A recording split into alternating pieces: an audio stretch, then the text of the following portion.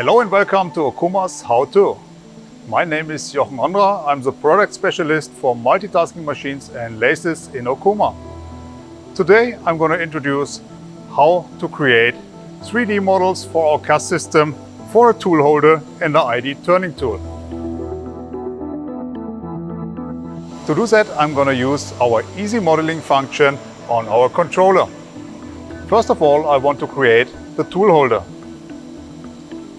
And I'll make a new tool holder.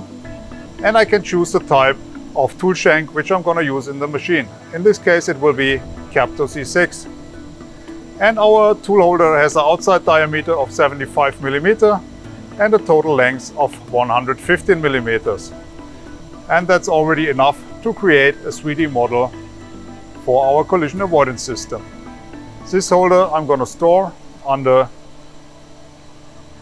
C6 minus 75 minus 50 by 115. And so I will identify it for further jobs whenever I'm going to use this tool holder. Next, I want to create the cutting tool. So I will make a new tool. And in this case, it's a turning tool and it's an inside turning tool. And the tool direction of this holder is left. It's a left tool holder. Tool angle is 55 degrees and we have an edge angle of 3 degrees. And a total tool length of the boring bar is 350 millimeters. And the tool diameter of the shank is 50 millimeters. And on the edge we have 62 millimeters. And the nose radius is 0.4. The height of the tip is 5 millimeters. After that, I have a simple model of the ID turning tool, which I will use in our CAS system. We clearly can identify the yellow area, which is the cutting edge, and only with this cutting edge I can go into the material and remove the material. Also, this tool I'm going to store under its name, which is A50 U minus PDUNL